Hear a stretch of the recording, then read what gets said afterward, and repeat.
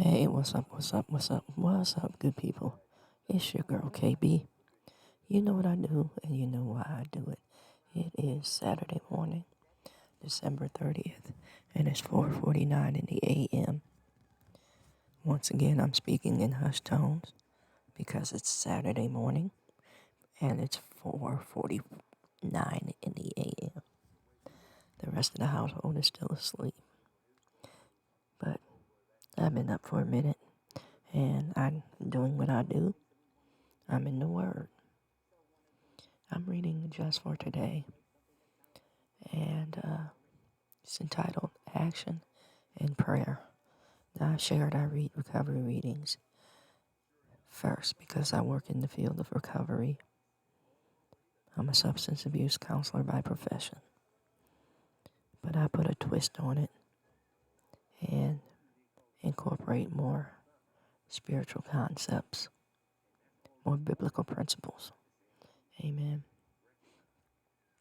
The opening quote is, "Growth is not the result of wishing, but of action and prayer."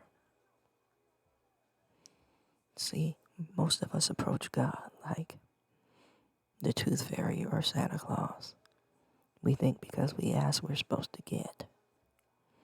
Or we ask for things that are outside of the will of God.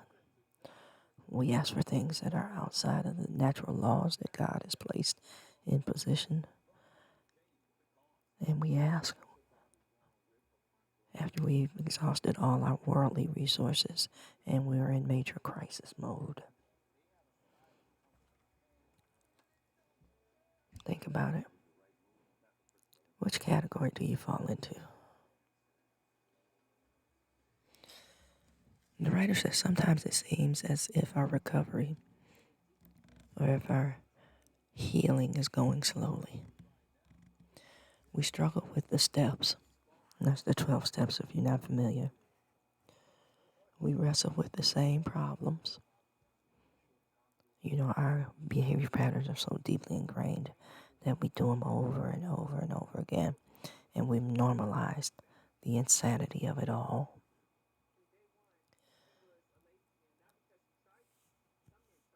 It says, we labor under the same uncomfortable feelings day after day. And many of us don't say anything about what we're feeling. And when we think we're being polite by not saying anything, it's like either you're in denial about what you're feeling or you're being deceptive about what you're feeling. And more often than not, it's deception because we don't want anybody to, I want to say, destabilize what we spent years normalizing, if that makes any sense. The patterns are so deeply ingrained, and that's our go-to behavior. So now if somebody offers any suggestions or tells you about your happy self, you're all kinds of levels of angry. And that feeling you will share. It says what we wish for is that our healing would move a little faster and we could find some relief. But when we're looking for relief, again, we're looking for somebody to co-sign what we've normalized.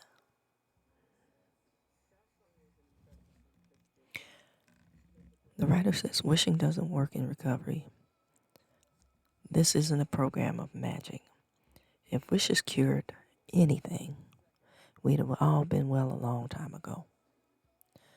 What does give us relief in recovery is action and prayer. Now, this is Narcotics Anonymous has worked for so many addicts because it's a carefully designed program of action and prayer. But I'm going to say action and prayer, period, have worked. Focusing on God and not your will. See, more often than not, when we're praying, there's Thy kingdom come. Yeah, we want to acknowledge a higher power, but then it changes up to my will be done. You know, that higher power can only go so far in our lives. Yeah, it's like you can only go this far.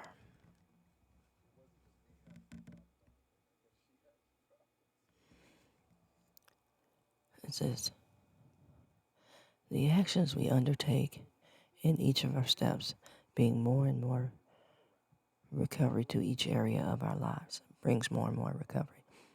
All the actions, when we come into the knowledge of God, I want to say, when we discover the effectiveness of prayer, we understand, healing. We work towards healing.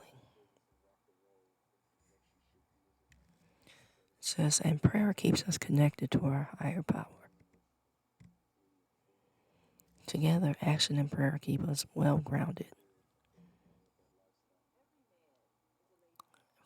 focused on healing, well grounded, knowing